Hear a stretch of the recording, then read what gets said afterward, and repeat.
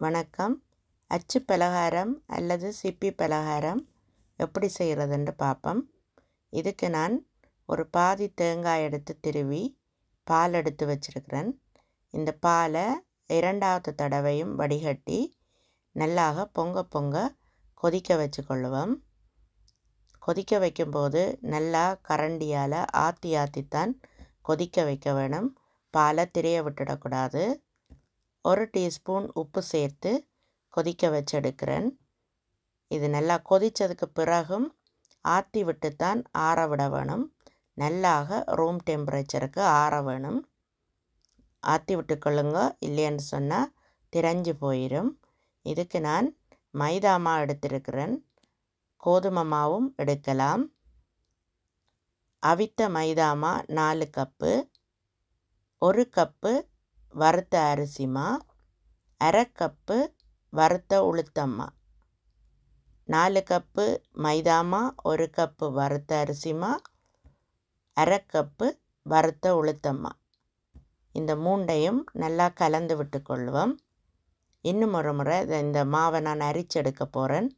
அரிச்செடுக்கும்போது மா நல்லா கலப்பட்டு விடும். இந்த தேங்காய் பால் நல்லா ஆறி இருக்க வேணும். ஆறினதுக்கு பிறகு இந்த மாவில் கொஞ்சம் கொஞ்சமாக விட்டு மாவை குழைச்செடுப்போம். ஒரே அடியாக ஊற்றிடாதீங்கோ, பிறகு மாவில் பால் கூடிடும். நல்லா கரண்டியால் பிரட்டி விட்டு 2 மேசக்கரண்டி வறுத்த எள்ளு சேர்க்கிறேன். சேர்த்து கலந்து விட்டு கையால் பிசைய வேணும். ஒரு 10-15 நிமிஷத்துக்கு நீங்கள் விடாமல் கையால் பிசைஞ்செடுங்கோ. அப்போ தான் மா நல்லா சாஃப்டாக வரும். மா சரியாக பிசைஞ்சு குழைக்காட்டி எண்ணெயில் போடும்போது வெடித்து உதிர்ந்து போடும். அப்போ நல்லா அடித்து பிசைஞ்சிட்டு அடிக்கும்போது மா வெடிக்கக்கூடாது. வெடிச்சுதண்டா இன்னும் கொஞ்சம் பிசைய வேணும். நல்லா பிசைஞ்சு சாஃப்டாக வந்தால் மா நல்ல பதமாக இருக்கும். புளியறதுக்கும் ஈஸியாக இருக்கும். மா குழைச்சதுக்கு பிறகு கொஞ்சம் எண்ணெய் தடவி வைங்கோ, இல்லாட்டி மேலால் காஞ்சி போயிடும்.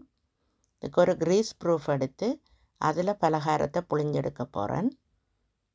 இப்போ பாருங்க, நான் தட்டை அச்சு போட்டு ஒரே சைஸில் கட் பண்ணி வச்சுருக்கிறேன். பலகாரத்தை புழிஞ்சு பிளேட்டுக்கு எண்ணெய் பூசி போட்டு அதுக்கு மேலே நான் பலகாரத்தை எடுத்து அடுக்கி வச்சுருக்கிறேன். இப்போ இந்த எண்ணெய் கொதிச்சுட்டு தான் பார்க்குறதுக்கு ஒரு துண்டு பலகாரத்தை அதில் போடும்போது அது பொரிஞ்சு உடனே மேலே வரும். அப்போ எண்ணெயின் சூடு சரியாக இருக்குது. இப்போ இதில் கொஞ்சம் கொஞ்சமாக இந்த புழிஞ்சு வச்சுருக்கிற பலகாரத்தை போட்டு பொரிச்செடுப்போம். போட்ட உடனே கரண்டியை வைக்கக்கூடாது, உடைஞ்சி போயிடும். கொஞ்சமாக எடுத்து போட்டுட்டு பொரிஞ்சதுக்கு பிறகு எடுத்துக்கொள்ளுங்க. நல்ல வடிவாக வந்திருக்குது. இப்போ நான் இரண்டாவது தடவைக்கு நான் பிளேட்டில் வைக்காமல் பேப்பரோடையே போடலாம்.